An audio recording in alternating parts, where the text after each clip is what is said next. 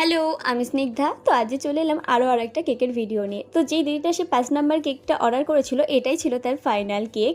তো এই কেকের ডেকোরেশনটা আমি আমার মনের মতো একদম সুন্দর করে করেছিলাম। আর রেফারেন্সেও ফটোটা ছিল, বাট আমি না ঠিক আমার মতো করারই চেষ্টা করেছিলাম। তো যাই হোক, অনেকটা করেছি। তো চলো দেখতে থাকো কীভাবে আমি এই কেকের ডেকোরেশনটা করছি।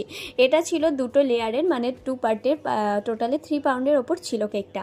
তো ওইটা ছিল নিচের পার্ট আর এটা ছিল ওপরের পার্ট। তো এইগুলোর তো আমার অ্যাসেম্বল করতে একটু সমস্যা হয়েছে। এটা একটু ইউনিক ধরনেরই করতে চেষ্টা করেছিলাম, কারণ সে আমার খুব কাছের একজন কাস্টমার, মানে আমার নিজের দিদি বলতে পারো, আমার পিসির মেয়ে।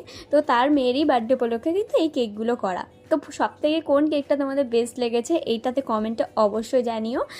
3টে 4টে 5টা এই নিয়ে হচ্ছে 5 নাম্বার কেক, লাস্ট কেক। তো চলো এটাকে অ্যাসেম্বল করা যাক। আর আমি এই উইংসগুলো না প্রিন্ট করে নিয়ে এসেছিলাম। তো এই যে এই বোলটা দিয়ে দিয়েছিলাম আমি মিডিলে। ফার্স্টে খুবই টেনশন হচ্ছিল যে ঠিকঠাক হবে কি না। তো ফাইনালি এটাকে আমি সেট করতে পেরেছিলাম। তো লাস্টে আমি ডেকোরেশন একদম ফাইনাল মেন ইভেন্টে যেখানে আমি এটাকে ডেকোরেশন করেছিলাম সেটার ভিডিও লাস্টে দিয়ে দিচ্ছি। তো উইংসগুলো লাগিয়ে নিয়েছিলাম আর এই ছিল কেকের ফাইনাল লুকটা। আরও কিছু জয়েন্ট করে দিয়েছিলাম, বাটারফ্লাই দিয়ে ডেকোরেশন কমপ্লিট করে নিয়েছিলাম। তো তোমরা দেখে প্লিজ জানিও কোন কেকটা তোমাদের সবথেকে বেশি ভালো লেগেছে।